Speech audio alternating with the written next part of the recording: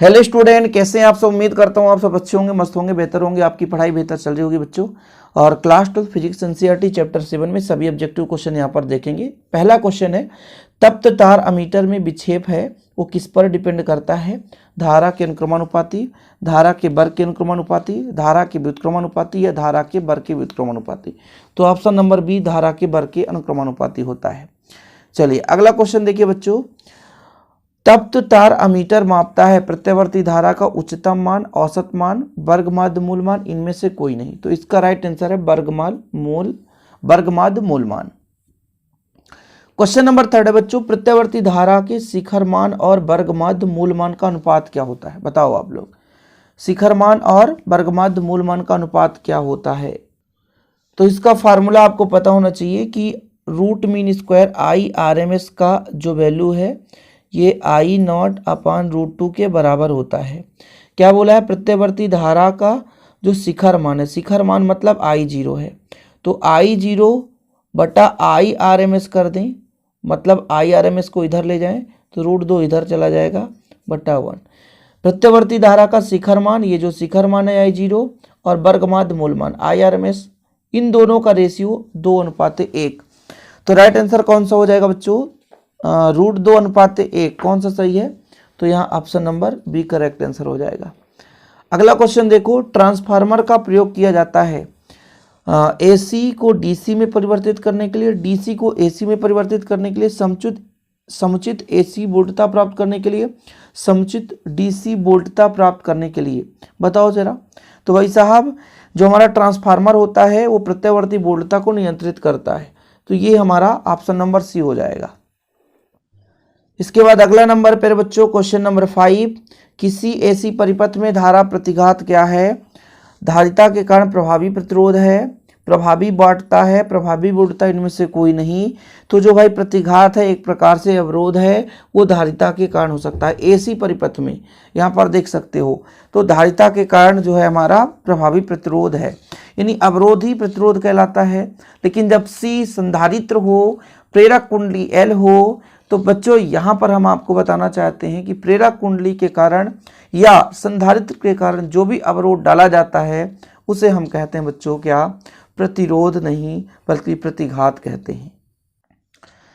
इसके बाद अगला क्वेश्चन देखिए, जो संधारित्र एक आदर्श अवरोधक होता है दिष्ट धारा के लिए, प्रत्यावर्ती धारा के लिए, दिष्ट धारा एवं प्रत्यावर्ती दोनों के लिए, या इनमें से कोई नहीं। क्वेश्चन नंबर 6 का राइट आंसर बताना है।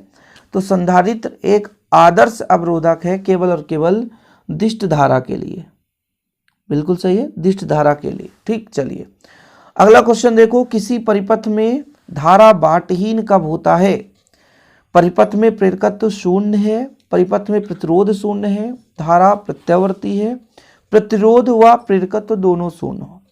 तो वाटहीन धारा कब होता है बच्चों, जब प्रतिरोध बिल्कुल नगण्य हो, प्रतिरोध ना के बराबर हो, है ना, तो ये हमारा वाटहीन धारा कहलाता है।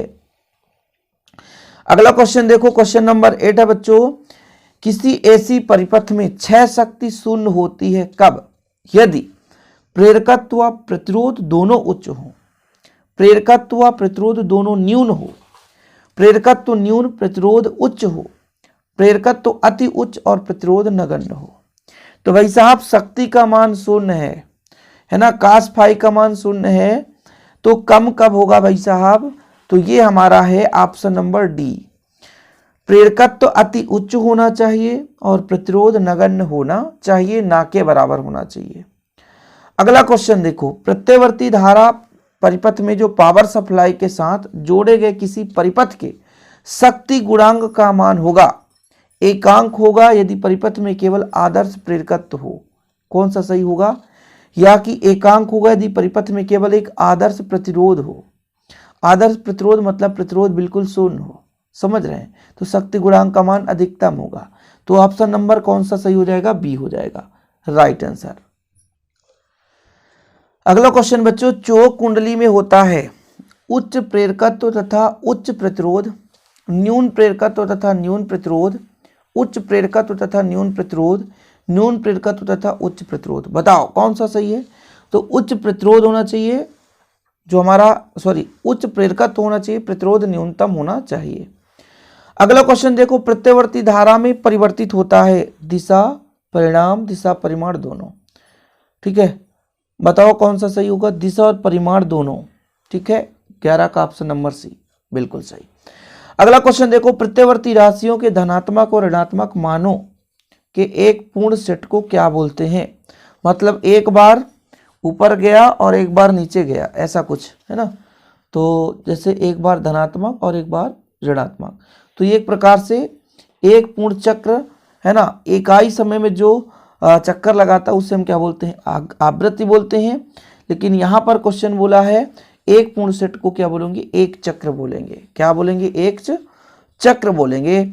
अगला क्वेश्चन देखो बच्चों, प्रत्यवर्ती धारा का मापन किया जाता है चल कुंडली धारामापी द्वारा, तप्त तार अमीटर द्वारा, स्पर्शजा धारामापी द्वारा, या कि तप्त तार वोल्ट मीटर द्वारा। तो भाई चल कुंडली धारामापी द्वारा मापते हैं। सॉरी गलत हो गया बच्चों, ये आपका तप्त तार अमीटर द्वारा होगा। तो राइट आंसर कौन सा हो जाएगा, ऑप्शन नंबर बी, तप्त तार अमीटर द्वारा। ठीक है, कोई दिक्कत तो नहीं। चलिए अगला क्वेश्चन है आपका, तप्त तार अमीटर द्वारा मापन किया जाता है। अभी आपने पढ़ा है कि भाई प्रत्यवर्ती धारा का मापन करेंगे तो कोई रोक टोक नहीं, option number A is the correct. अगला क्वेश्चन देखिए, प्रत्यवर्ती बोल्टता समय पर निर्भर नहीं करती, समय के विलोमानुपाती होता है, समय के समानुपाती होता है, समय के साथ ज्या वक्र के अनुरूप परिवर्तित होती है। बताना है आपको। तो भाई समय के साथ ये समानुपाती होता है, जैसे जैसे समय बढ़ता है बोल्टता भी बढ़ता जाता है। भारत में एसी मेंस की आवृत्ति क्या होती है, आवृत्ति बताना है आपको। एक सेकंड में कितने चक्र, चक्र मतलब थोड़ा ध्यान दीजिएगा, यानी ये चक्र है बच्चों, ये चक्र, ये चक्र, एक चक्र ये कहलाता है। ठीक है, और इसमें 2 बार बल्ब जलेगा और 2 बार बुझेगा, इसलिए तो कहते हैं भाई 100 बार बल्ब जलता और बुझता है। तो यहाँ पर आवृत्ति जो है इकाई समय में 50 चक्र प्रति सेकंड। चलिए अगला क्वेश्चन देखिए, प्रत्यवर्ती धारा या विद्युत वाहक बल मापक यंत्रों द्वारा मापा जाता है। इसका वर्गमध्य, मूलमान, शिखरमान, माध्यमान, धारा व वोल्टता का वर्ग। तो भाई साहब इसके द्वारा हम वर्गमध्य मूलमान का मापन करते हैं, इसकी सहायता से, मतलब वर्गमध्य मूलमान की सहायता से यंत्रों द्वारा मापा जाता है प्रत्यवर्ती धारा या विद्युत वाहक बल। चलो अगला देखो, प्रत्यवर्ती धारा को दिष्ट धारा में परिवर्तित करने के लिए किसका प्रयोग कर सकते हैं।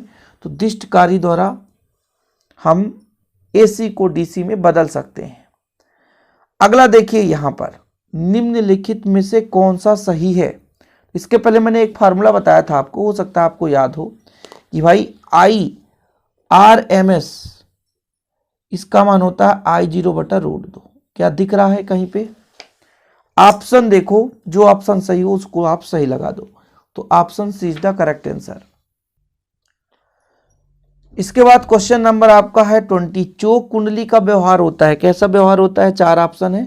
तो भाई पहला है दिष्ट धारा परिपथ में धारा को घटाने के लिए, प्रत्यवर्ती धारा परिपथ में धारा को घटाने के लिए।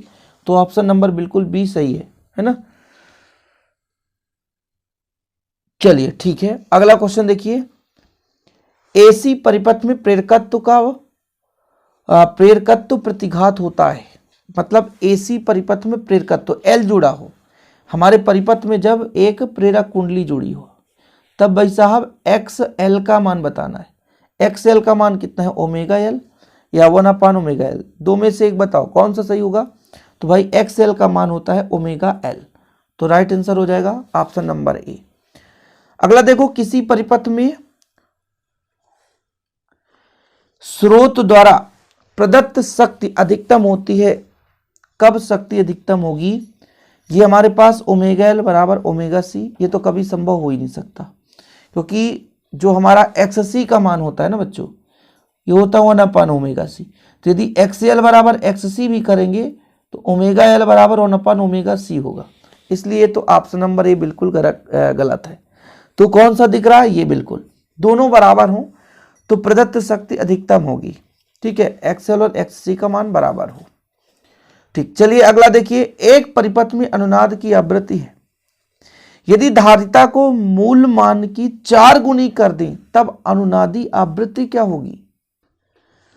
तो इसमें f का मान निकालना है बच्चों, f का मान निकालना है। f का फार्मूला होता है 1 अपान, कितना होता है फार्मूला, 1 अपान 2 पाई अंडर रूट LC। क्या बोला है, एक परिपथ में अनुनाद की आवृत्ति यदि धारिता के मूल मान को 4 गुना कर दें तब अनुनादी आवृत्ति कितनी होगी।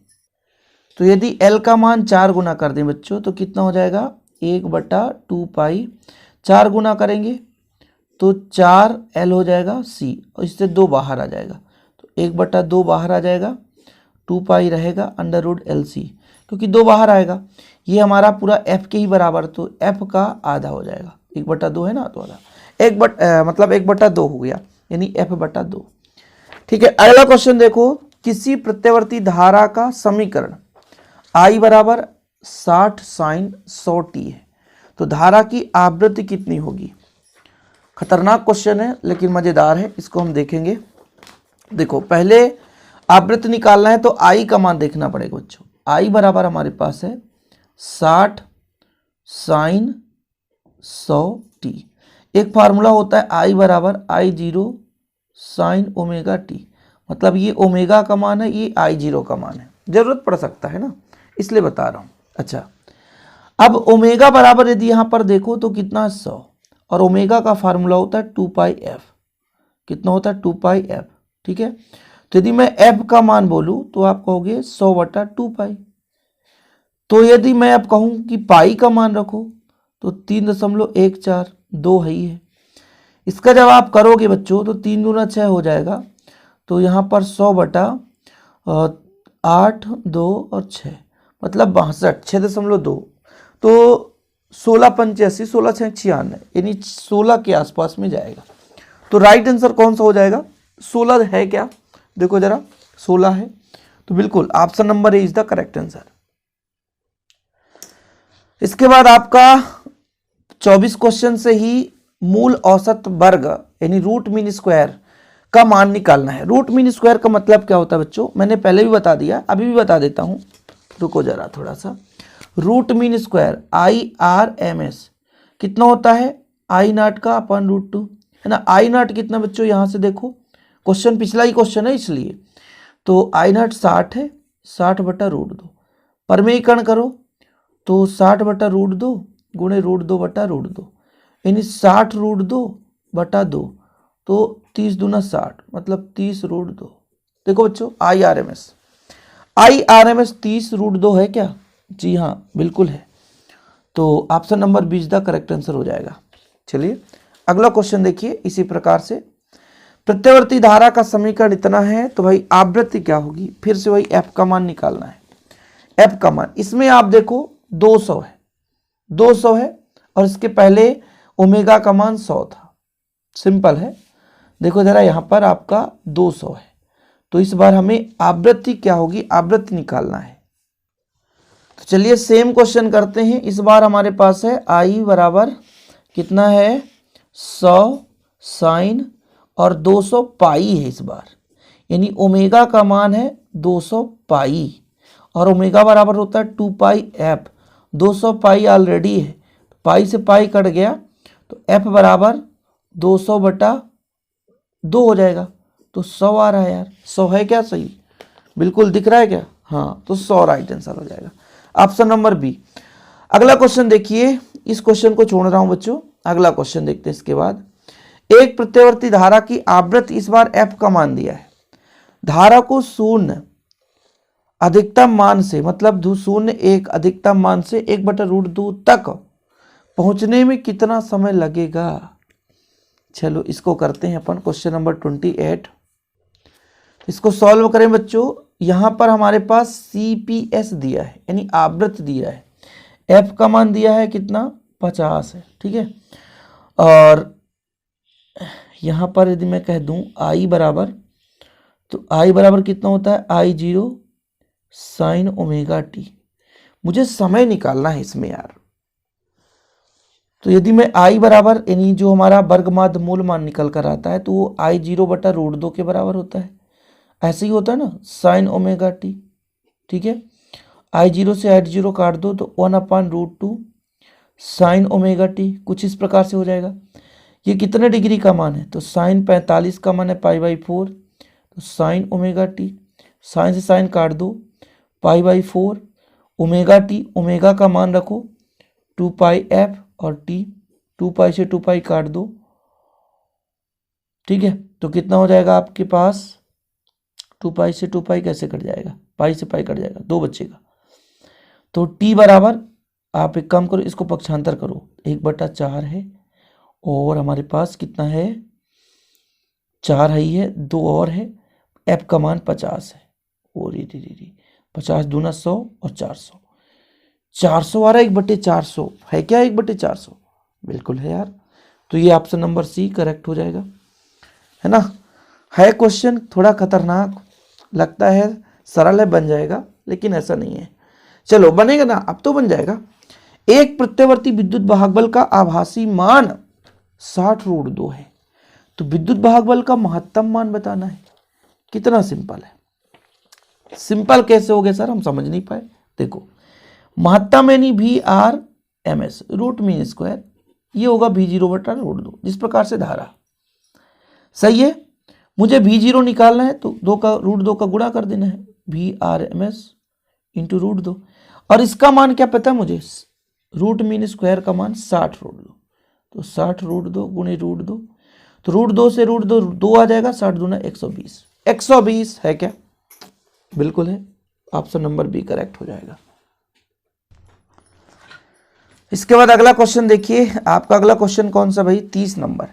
प्रत्यावर्ती धारा परिपथ में धारा का माप 5.5 एम्पियर है, ठीक है। तो अधिकतम धारा का मान क्या होगा, तो चलिए इसको सॉल्व करते हैं बच्चों।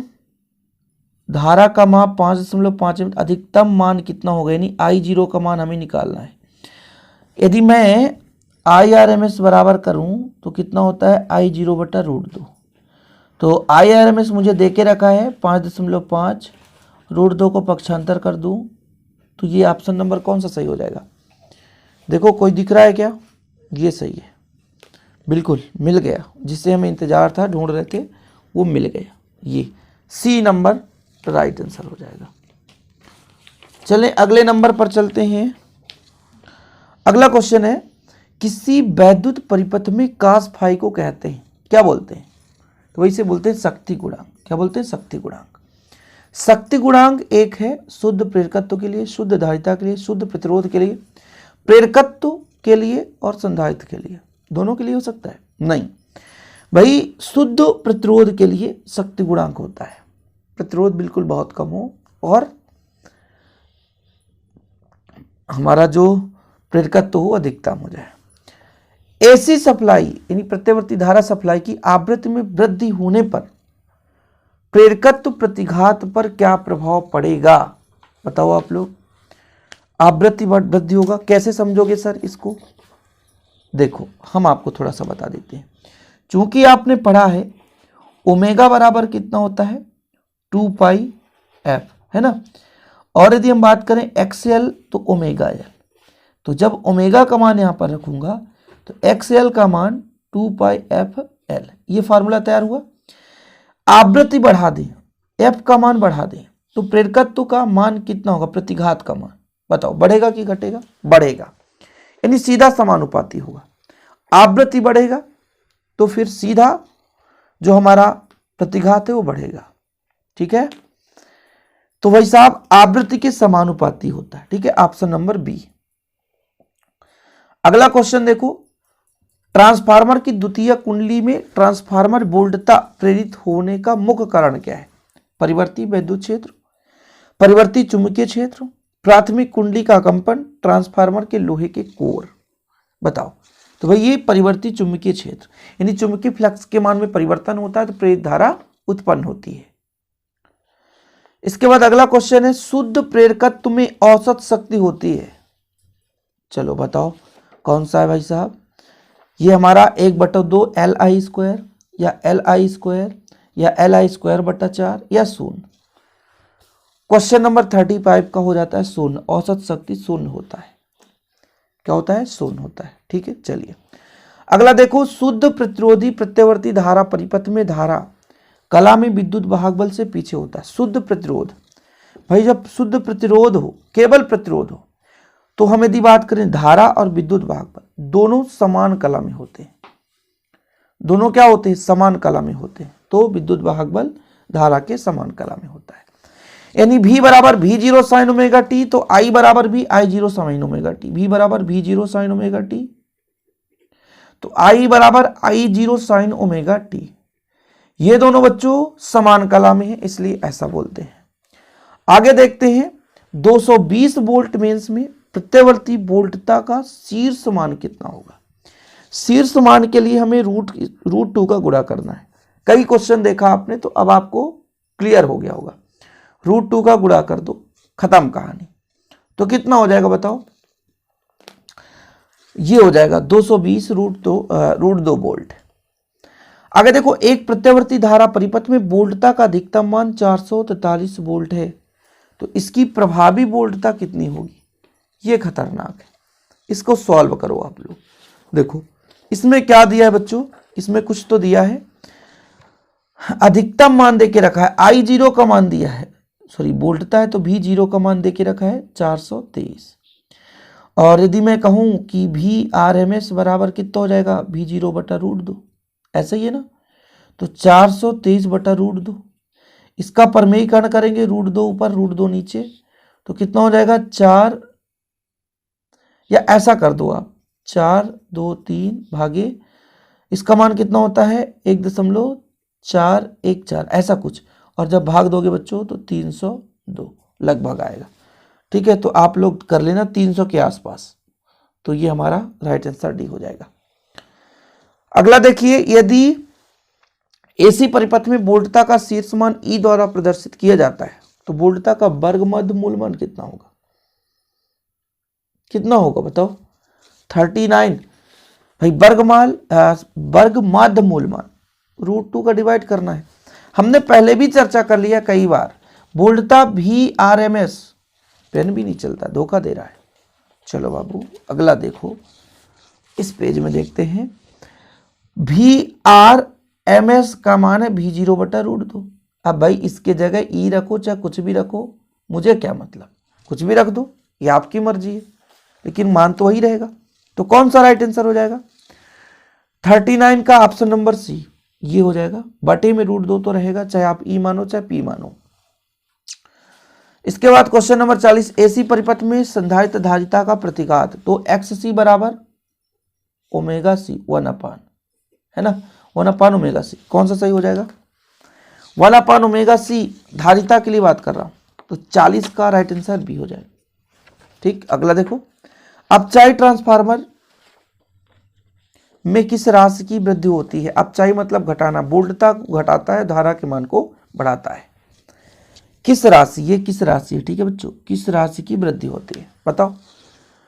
कौन सा राइट आंसर हो जाएगा? धारा बढ़ेगा, वोल्टता कम हो जाएगा। अगला क्वेश्चन देखो, ट्रांसफार्मर में निम्न राशियों में कौन सी राशि नहीं बदलती है? वोल्टता, धारा, आवृत्ति। 3 में से सही बताना है। तो आवृत्ति नहीं बदलेगी, आवृत्ति नहीं बदलेगी। अगला देखो, एक अर्ध चक्र में मध्यमान और प्रत्यावर्ती धारा के RMS यानी रूट मान स्क्वायर के मान का अनुपात क्या होगा? अनुपात बोला है, एक अर्ध चक्र में कितना अनुपात होगा? तो इसका राइट आंसर होगा बच्चों ये 2√2/π। ठीक है, चलिए लास्ट क्वेश्चन आज का, एक प्रत्यावर्ती धारा श्रेणी बद्ध परिपथ में प्रतिरोध 40 ओम, प्रेरण प्रतिघात 30 ओम, तो परिपथ का प्रतिबाधा कितना होता है? तो प्रतिबाधा का फार्मूला यदि पता है तो आप आसानी से कर लोगे, अन्यथा नहीं बनेगा। प्रतिबाधा का फार्मूला होता है R² प्लस, यहाँ पे क्या जुड़ा है? प्रतिरोध और प्रतिघात, प्रेरण प्रतिघात, तो XL का स्क्वायर। अब आप करो, 40 का वर्ग करो तो 4 चौको 1600, और यहाँ पर 30 का वर्ग करो तो कितना हो जाएगा? 3 त्रिकाई 900, 1600 900 2500, 2500 का वर्गमूल तो 50, तो राइट आंसर हो जाएगा ऑप्शन सी। तो इस प्रकार से 44 क्वेश्चन कंप्लीट। वीडियो पसंद आए तो लाइक करके शेयर करें। जय हिंद, वंदे मातरम।